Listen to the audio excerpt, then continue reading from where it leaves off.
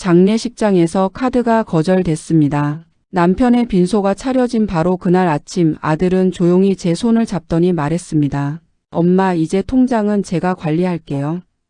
엄마가 힘드실 테니까요. 그 말이 채 끝나기도 전에 제 휴대폰이 울렸습니다. 문자였습니다. 고객님의 계좌 거래가 일시 정지되었습니다. 56회를 함께 산 남편이 전날 밤 세상을 떠났고 그 다음날 아침 저는 빈손이 되어 있었습니다. 조문객들이 하나둘 들어오는 빈소 앞에서 저는 말 한마디 못하고 서 있었습니다. 며느리가 다가와 제 어깨를 가볍게 두드렸습니다. 어머님 많이 힘드시죠? 저희가 다 알아서 할게요. 그냥 조용히 계세요. 그 순간 저는 깨달았습니다. 이 둘은 오래 전부터 이날을 준비해 왔다는 것을. 하지만 그 아이는 몰랐습니다. 유언장보다 더 무서운 것이 제 가방 안에 들어 있다는 걸. 제 이름은 한명순. 올해 72살입니다. 경북 안동의 작은 마을에서 태어나 19에 서울로 올라와 남편 이성태 씨를 만났습니다. 그이는 당시 조그만 인쇄소를 운영하고 있었고 저는 그 인쇄소 회계를 맡으면서 인연이 시작됐습니다. 그렇게 함께 50년.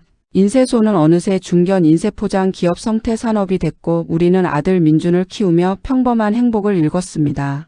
민준은 서울 공대를 나와 회사에 입사했습니다. 아버지는 아들에게 회사를 물려주고 싶어 했고 민준도 처음에는 열심히 배웠습니다. 그런데 결혼을 하고 나서부터였습니다. 며느리 지수가 들어온 뒤로 민준이 조금씩 달라졌습니다. 가족 관계와 갈등의 씨앗. 지수는 표면적으로는 상냥하고 예의 바른 사람이었습니다. 명절에도 빠지지 않았고 시부모님께 선물도 챙겼습니다. 하지만 그 안에는 항상 계산이 있었습니다. 어머님, 요즘 회사 일이 많이 힘드신 것 같던데 그냥 민준이한테 맡기시면 안 돼요? 어머님 연세에 너무 고생하시잖아요. 처음엔 그 말이 걱정으로 들렸습니다. 하지만 그 말이 반복될수록 저를 회사 경영에서 밀어내려는 의도가 느껴졌습니다. 남편은 제가 걱정하면 이렇게 말했습니다. 여보, 괜찮아. 내가 다 보고 있으니까. 회사 일은 나한테 맡겨. 그 말을 믿었습니다. 50년을 믿어온 사람이었으니까요. 하지만 남편도 보지 못한 것이 있었습니다. 남편이 쓰러진 건 지난 2월 초였습니다. 심장마비였습니다. 구급차를 타고 병원에 갔지만 그이는 사흘 만에 세상을 떠났습니다. 장례는 3일장으로 치렀습니다. 문상객들이 줄을 이었습니다. 거래처 사람들, 오랜 친구들, 먼 친척들까지. 그런데 장례 첫날 저녁 식사 준비를 위해 장례식장 측에 결제를 하려는데 카드가 거절됐습니다. 저는 당황해서 카드를 다시 긁었습니다. 또 거절. 주변 조문객들의 시선이 느껴졌습니다. 어머님, 혹시 다른 카드 있으세요? 이 카드는 계속 안 되네요. 얼굴이 화끈거렸습니다. 제 인생에서 이런 망신은 처음이었습니다. 결국 친척이 대신 결제를 해줬고 저는 화장실로 가서 혼자 울었습니다. 나중에 확인해보니 제 통장은 그날 아침 일찍 이미 거래 정지 처리가 되어 있었습니다. 민준이 저에게 통장 관리를 맡겠다고 말한 시각보다 2시간이나 앞선 시간이었습니다. 엄마는 몰라도 되는 일이야. 회사 일은 내가 알아서 해. 엄마는 이제 그냥 쉬어. 쉬라는 말이 그렇게 차갑게 들린 건 처음이었습니다. 그때 제 옆에 있던 남편 친구 박 사장이 조용히 귀에 대고 말했습니다. 명순 씨 조심해요. 성태가 최근에 공증사무소를 다녀왔다는 얘기 들었는데. 공증사무소. 그 단어가 머릿속을 쳤습니다. 그날 밤 남편 휴대폰에서 삭제되지 않은 음성 메모가 발견됩니다. 남편은 평소 말이 많은 사람이 아니었습니다. 하지만 인생의 중요한 순간마다 꼭 한마디를 남겼습니다. 회사는 밖에서 무너지지 않는다. 안에서 무너진다. 그 말을 처음 들었을 때는 경영 철학 같은 소리로 흘려들었습니다. 그런데 그가 떠난 뒤에야 그 말의 무게가 느껴졌습니다. 남편 휴대폰은 장례 이틀째 밤에 제 손에 들어왔습니다. 민준이 챙기려 했지만 제가 먼저 집었습니다. 음성 메모 앱에 파일이 하나 있었습니다. 이름은 여보에게. 날짜는 쓰러지기 사흘 전이었습니다. 저는 이어폰을 꽂고 혼자 화장실 칸에 들어가 재생 버튼을 눌렀습니다. 남편 목소리가 들렸습니다. 약간 쉬었지만 분명한 목소리였습니다. 여보, 이걸 듣고 있다면 내가 먼저 간 거겠지. 미안해.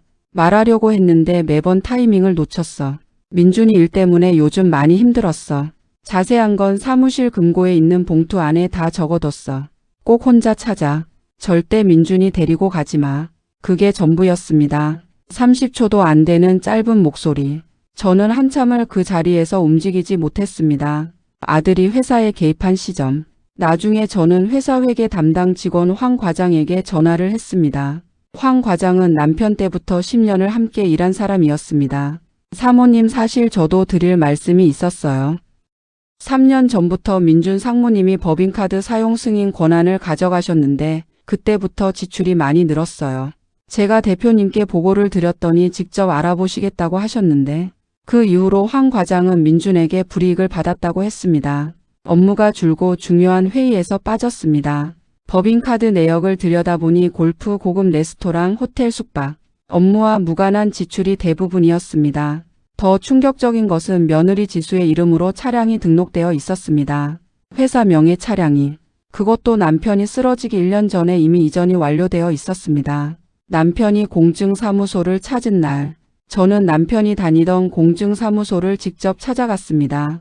공증인 오 변호사가 조심스럽게 봉투 하나를 꺼냈습니다. 사모님, 이 공증 유언장은 이성태 씨가 돌아가시기 2달 전에 직접 작성하신 겁니다. 공증 효력이 있습니다. 봉투를 열었습니다. 남편의 글씨로 가득 찬 여러 장의 종이가 나왔습니다. 유언장의 핵심 내용은 이랬습니다. 성태산업 주식 60%를 한명순에게, 나머지 40%는 외부 감사가 완료된 이후 처리. 아들 이민준의 상속 지분은 회사 자금 횡령 여부가 확인되기 전까지 동결. 그리고 마지막 문장. 아내 한명수는 이 회사의 최대 주주이며 모든 경영 결정권을 갖는다. 저는 유언장을 가슴에 꼭 안았습니다. 눈물이 났습니다. 고마워서, 그리고 너무 늦게 알아서. 그날 밤 집에 돌아오니 병원 자동이체가 실패했다는 알림이 3개나 와 있었습니다. 남편의 항암 치료비 분할 납부. 통장이 정지되면서 자동이체도 함께 막혀버린 것입니다. 저는 혼자서 병원에 전화해 사정을 설명했습니다. 창피했습니다. 억울했습니다. 이 나이에 남편 장례도 못 끝냈는데 병원비 연체 걱정을 해야 한다는 게, 50년을 함께 일군 회사에서 내 아들이 나를 빈털터리로 만들려 한다는 게. 빈소 마지막 날 거래처 대표가 충격적인 말을 꺼냅니다. 장례 마지막 날 아침. 발인은 사흘째 아침이었습니다. 영정 사진을 들고 나가는 민준의 얼굴은 슬픔보다는 긴장으로 가득 차 있었습니다. 거래처 사람들이 마지막 인사를 하러 왔습니다. 그 중에 40년 거래처 대표 윤 사장이 있었습니다. 윤 사장은 저에게 다가와 조용히 손을 잡으며 말했습니다. 사모님, 회사 일 잘 부탁드립니다. 사모님이 최대 주주 아니십니까? 민준의 얼굴이 굳었습니다. 무슨 소리예요? 아버지 유언장은 아직 공개도 안 됐는데요. 아, 이성태 대표님이 저한테 미리 말씀하셨어요. 혹시 모를 일이 생기면 사모님을 도우라고요. 빈소가 잠시 조용해졌습니다. 봉투를 꺼내는 순간 민준은 빈소 구석으로 저를 데리고 갔습니다. 목소리를 낮췄지만 눈빛은 날카로웠습니다.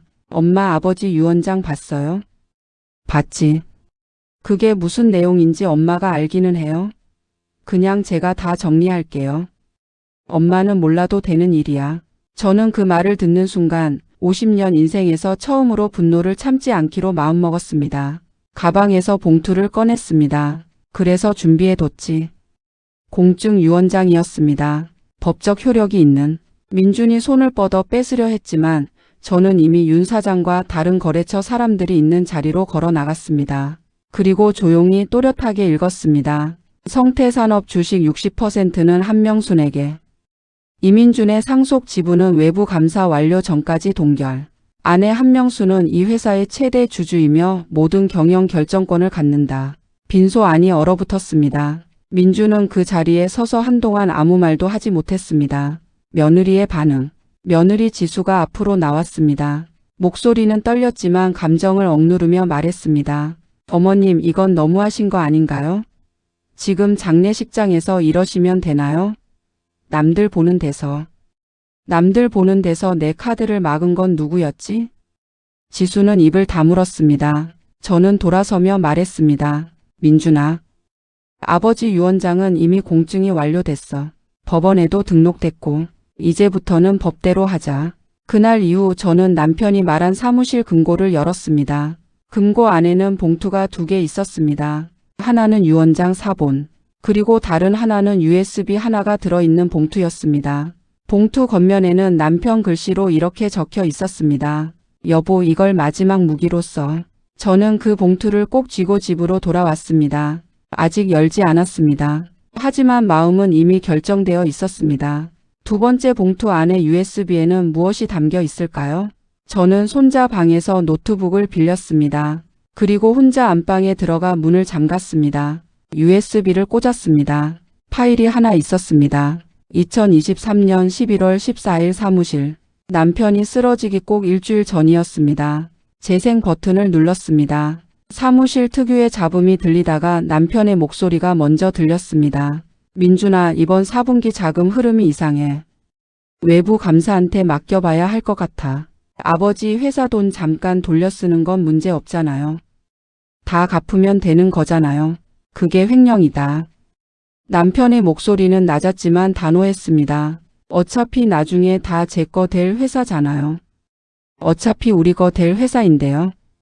지금 챙겨 놓는 게 맞죠. 며느리도 그 자리에 있었습니다.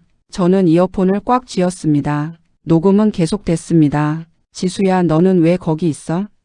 경영회의에 며느리가 왜 끼어? 아버님, 저도 이제 회사 일같이 해야 하지 않나요? 안 돼.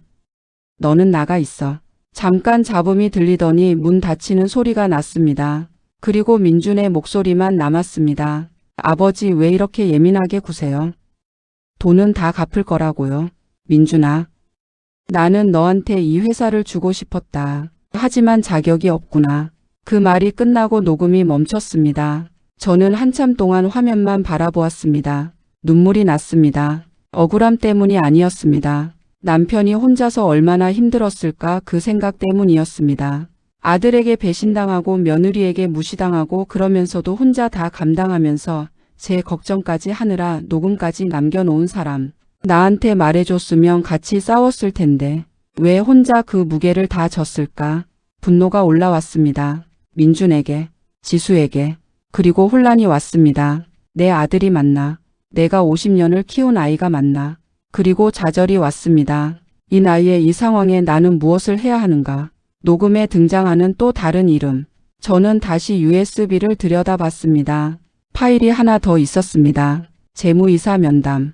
파일 날짜는 3개월 전이었습니다. 재생했습니다. 남편과 재무이사 김 이사의 대화였습니다. 대표님, 이번 건은 제가 민준 상무님이랑 같이 처리했습니다. 대표님은 모르셔도 됩니다. 내가 모르는 일을 회사에서 처리한다고? 지금 안 챙기면 나중에 다 어머님한테 갑니다. 상무님이 주도하셔야 유리하죠. 아들만이 아니었습니다. 재무이사가 아들을 부추기고 있었습니다. 그런데 남편의 심장마비는 정말 자연사였을까요? 의혹만 남기고 확정적 표현은 피합니다. 법적 대응의 시작. 저는 다음날 아침 법무법인을 찾아갔습니다. 30년 지기 친구의 아들이 변호사를 하고 있었습니다. 저를 보자마자 자리를 권했습니다. 어머님, 이 USB 파일이 증거가 됩니다. 공증 유언장과 함께 제출하면 외부 감사 착수가 가능합니다. 재무이사도 공범으로 볼 수 있고요. 절차가 시작됐습니다. 회사 외부 감사, 재무이사 김 이사 해임, 법인카드 사용 내역 전수 조사, 민준이 며느리 명의로 이전한 차량도 회수 절차가 진행됐습니다. 민준이 찾아왔습니다. 얼굴이 많이 수척해 있었습니다. 엄마, 실수였어. 진짜 잠깐 돌려쓰려고 한 거야. 나쁜 마음이 아니었어. 저는 오래 생각했다가 말했습니다. 실수는 한 번이다. 두 번은 선택이다. 민준은 고개를 들지 못하고 돌아갔습니다. 며느리의 마지막 방문. 그로부터 일주일 뒤 며느리 지수가 혼자 찾아왔습니다. 처음으로 혼자. 어머님, 저는 사실 반대했어요. 처음에는요. 그 돈 건드리지 말자고 했었는데 저는 조용히 차를 내줬습니다. 그리고 말했습니다. 내가 말린 게 아니라 같이 밀었겠지. 나는 이미 알아. 지수는 찻잔을 내려놓고 한참 동안 아무 말도 하지 않았습니다. 그리고 작은 목소리로 말했습니다. 어머님, 죄송합니다. 저는 그 말을 받아주지 않았습니다. 아직은 아니었습니다. 하지만 문을 닫아 걸지도 않았습니다. 회사와 삶의 재건. 성태산업은 외부 감사 이후 전문 경영인 체제로 전환됐습니다. 저는 최대 주주로서 이사회에 참여하되 경영 일선에서는 물러났습니다. 매달 들어오는 배당금으로 생활하며 동네 노인정 봉사활동을 시작했습니다. 처음엔 어색했습니다. 70이 넘어서 봉사라니. 하지만 거기서 만난 어르신들과 이야기를 나누면서 오히려 제가 위로를 받았습니다. 살면서 억울한 일 한두 개 없는 사람이 어디 있겠습니까? 자식한테 배신당한 사람도 있고 남편한테 치였던 사람도 있고 세상이 다 자기 편이 아닌 것 같아 외로웠던 사람들. 우리는 그 이야기를 나누며 서로 손을 잡았습니다. 어느 봄날 저는 혼자 납골당에 갔습니다. 남편 영정 사진 앞에 꽃을 놓고 오래 앉아 있었습니다. 그리고 말했습니다. 당신 말이 맞았어요. 사람은 몰라도 서류는 믿으라고. 남편 얼굴이 환하게 웃고 있었습니다. 살았을 때 그 눈빛 그대로. 저는 눈물을 닦지 않고 한참을 그냥 있었습니다. 나쁜 눈물이 아니었으니까요. 그녀는 그제야 깨달았다. 사랑은 늘 서류보다 먼저 온다는 걸. 그리고 진실은 언제나 가장 늦게 말한다는 걸.